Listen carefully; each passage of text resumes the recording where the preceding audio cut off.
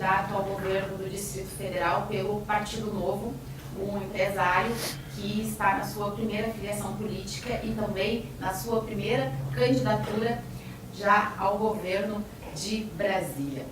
Alexandre, seja muito bem-vindo à redação do... Eu que agradeço, é um prazer estar aqui, muito importante para mim estar aqui dentro do Destaque.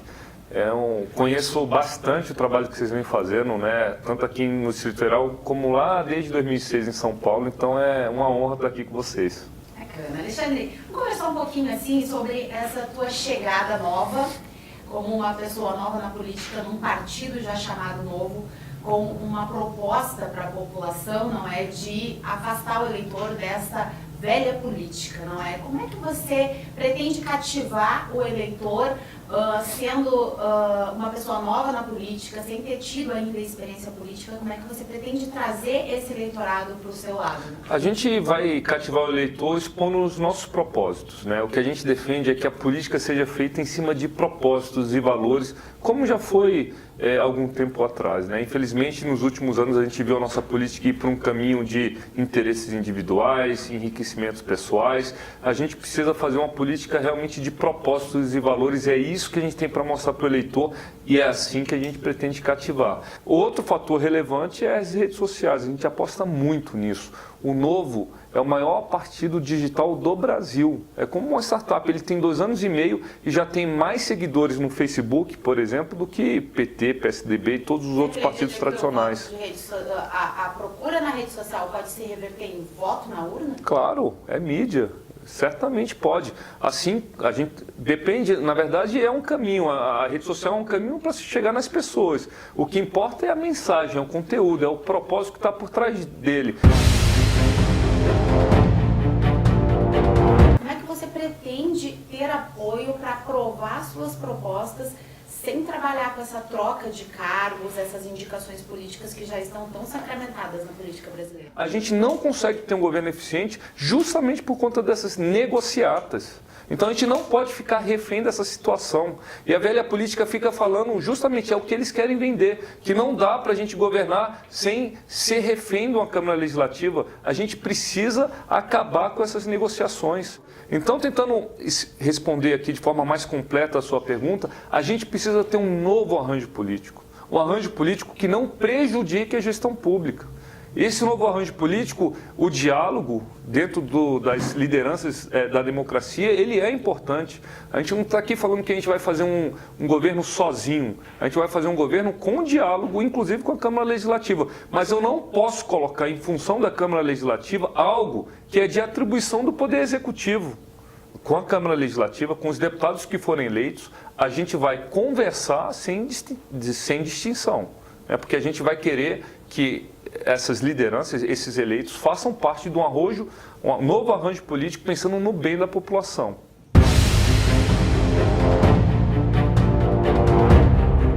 Agora falando um pouco de propostas que atendam à população, por exemplo, nosso transporte público é um berçário de problemas aqui no DF. Fraudes no DF Trans, ônibus quebrados. Qual que é a sua proposta, principalmente para essa área do transporte público? Porque a gente tem o BRT que está parado, o VLT que ficou parado na época da Copa, metrô que não consegue expandir para outras regiões. Qual é a sua proposta neste sentido? Você tem que retomar os investimentos no setor de transporte. Existem várias iniciativas com o recurso da iniciativa privada que estão parados na mesa do burocrata. Existem diversas propostas de PPPs, parcerias públicos-privadas, para a gente fazer uma nova rodovia com desenvolvimento imobiliário, que é a Transbrasília, que começou como Interbairros, agora Transbrasília. Está 3 anos e meio parado nesse governo e não é aprovado. É uma PPP super importante para a cidade. São bilhões de investimento do setor privado. Né? Não precisa nem... A questão do VLT, você tem razão, a gente precisa retomar. Eu acredito muito no VLT para a nossa cidade. Não tem dinheiro? Não é questão de dinheiro, porque você pode fazer isso via PPP. Né? Questão do BRT é a mesma coisa. Então a gente precisa liberar, né, esses projetos de infraestrutura que envolvem, né, em relação à mobilidade, para que a gente consiga avançar nesses temas e avançar, né, com a melhoria do transporte público que a gente precisa aqui na nossa cidade. Pensar em transportes alternativos, né? A questão das ciclovias dentro dos bairros, para você desafogar os trânsitos que está dentro dos bairros, eu acho super importante. A questão do metrô, o metrô precisa expandir, a gente precisa levar ele a outras cidades do Distrito Federal, Norte, por exemplo, região norte, tentar levar ele até Planaltina, aumentar a capacidade de transporte dele, tudo isso precisa ser feito. Nesse gancho, vou te cortar um pouquinho antes, de privatizações, que você tem essa visão bastante ampla em relação a isso, parcerias, na verdade, eu te pergunto sobre privatizações. CESB e CAESB entrariam nnuma linha de privatização? Eu estou falando, eu falei de parcerias públicos-privadas, né? Então, eu acho que a gente tem que olhar com privatização, que foi uma palavra que foi muito demonizada, né, pela mídia e por algumas correntes, né, das forças políticas aí que a gente tem no Brasil, mas a gente tem que olhar isso como uma solução. A gente tem que entender o que está sendo feito hoje pelo público, né? O que está sendo feito na SEB. A SEB tem investimento necessário para estender, né, os seus serviços. A CAESB tem investimento necessário para atender a população. A gente acabou de passar por uma crise hídrica muito grande, que se a gente tivesse uma empresa competente e capitalizada, não teria deixado isso acontecer. Então a gente tem que entender como que a gente pode melhorar o serviço para a população. Será que a SEB e a CAESB estão fazendo um serviço adequado? Será que não? E se não tiverem, será que abrindo capital para conseguir atrair investimento do privado, uma vez que o público não tem, será que a gente não conseguiria melhorar os serviços oferecidos, né, para a população? Então, para responder sua pergunta, eu acho que fazer uma abertura de capital, utilizar capital privado nessas empresas, nessas duas específicas, podem sim ser uma solução para a gente oferecer um serviço melhor para a população. Isso tem que ser estudado, isso tem que ser analisado com maior profundidade.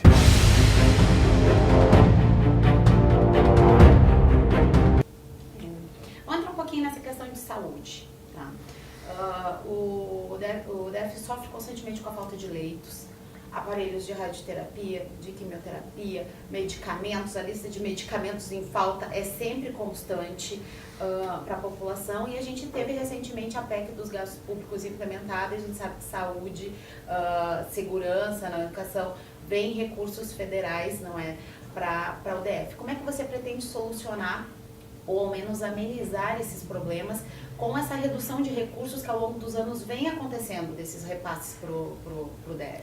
Na minha opinião, a questão de saúde é uma questão que é o exemplo de uma incapacidade de gestão muito grande em cima de um recurso que existe. São 6,5 bilhões de reais para se administrar a saúde no Distrito Federal. Se você dividir esse orçamento pelo número de pessoas que usam o sistema público de saúde, você vai ver que isso é mais caro por pessoa do que muito plano privado. Então, assim, recurso existe. O que falta é uma capacidade de gestão muito grande. Isso precisa ser mudado. A gente precisa ter um gestor dentro da Secretaria de Saúde. Alguém com capacidade de liderança e de gestão. Para que um indivíduo precisa sair da sua casa para marcar uma consulta? Às vezes fica um dia inteiro, perde um dia inteiro de trabalho para marcar uma consulta, não é nem para fazer uma consulta. E ele podia estar fazendo isso do celular dele. A atenção primária ligada à atenção secundária. Imagina, essa questão do médico da família é muito importante. O habitante, o cidadão, ele precisa ter um médico que conheça o histórico dele e esse médico seja como se fosse o dono do prontuário dele. Questão da falta de medicamentos. Tem medicamento sendo vencido no estoque central, né, e não consegue ser distribuído para os hospitais. A gente não tem um controle de estoque nos hospitais. Né? O pessoal pega medicamento lá e distribui sem um controle efetivo para quem que vai esses medicamentos.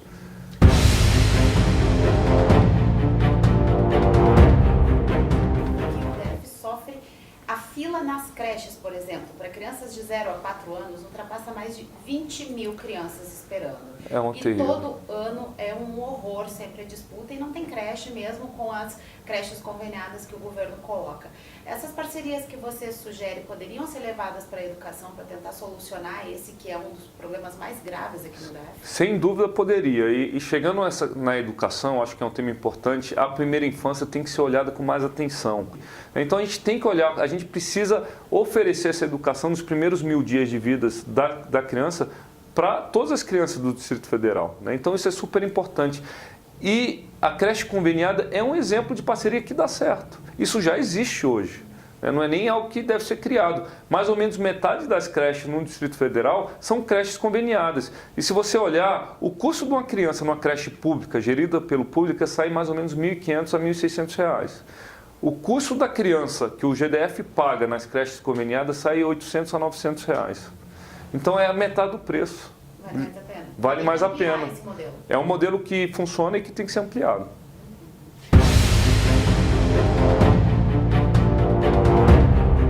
Sobre o centro administrativo que foi inaugurado ainda no governo Agnello e que esse governo não conseguiu dar uma usabilidade para aquela estrutura, você pensa em usar aquilo de alguma forma? Como você pensa em resolver aquele impasse?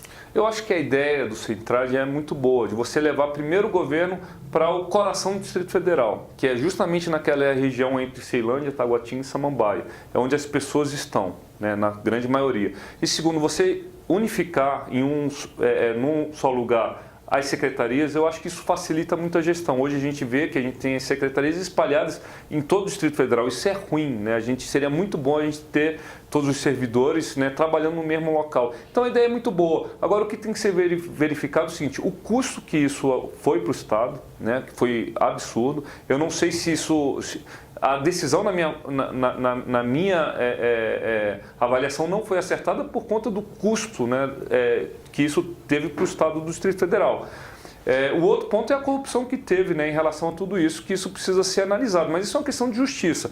A questão do que nós temos para hoje é que a gente tem um problema, né, que foi feito no governo Agnello, que não foi solucionado no governo Hollenberg, que precisa dar solução. Como que seria essa solução? A gente tem alguns caminhos, né? Obviamente que a gente precisa ter mais informações, né? A gente sabe que tem um processo judicial bastante complexo que envolve isso, mas se a gente conseguisse disponibilizar parte do Centrad para receber o governo do Distrito Federal e que esse valor fosse compatível com o custo que o GDF já tem hoje de alocação dos espaços espalhados aí pela cidade, eu acho que faz muito sentido a gente ir para lá.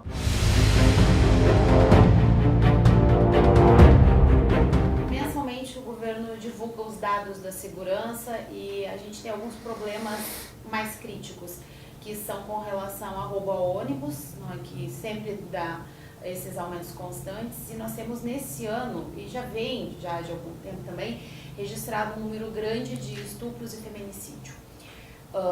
Como é que se tenta se trazer uma política para a redução desses índices, especificamente? A gente defende muito no nosso diagnóstico a aplicação, né, de uma polícia de proximidade, né, que é uma polícia que faça parte da rotina da cidade. Que ele conheça a cidade, que ele conheça o dono dos restaurantes, o dono da padaria, o dono da farmácia, o ponto de tráfego, porque só assim ele vai conseguir combater de forma mais eficiente os crimes que estão acontecendo nessas cidades, né? Então a gente vê que a polícia, de certa forma, sumiu nos últimos tempos das regiões que mais carecem de policiais. Se você for pegar a diferença dos índices de criminalidade do plano piloto para as cidades, é absurdo. Enquanto a gente tem aqui uma região de país europeu, no plano piloto, Lago Sul, Lago Norte, a gente tem perto de 0 mortes por 100 mil habitantes. Agora a gente tem esses crimes acontecendo nas cidades todos os dias. A gente tem cidades aqui, você pega do Lago Sul, vai para São Sebastião, é mais de 40 mortes por 100 mil habitantes, que já é considerado estado de guerra, estado de calamidade. Então a gente tem que combater o crime de forma ostensiva onde o crime está acontecendo. Então, né? mais um reforço dessa polícia nas cidades. Um reforço da polícia sendo incentivada, inclusive a polícia tem que ser incentivada, o policial tem que ser incentivado a estar perto do crime.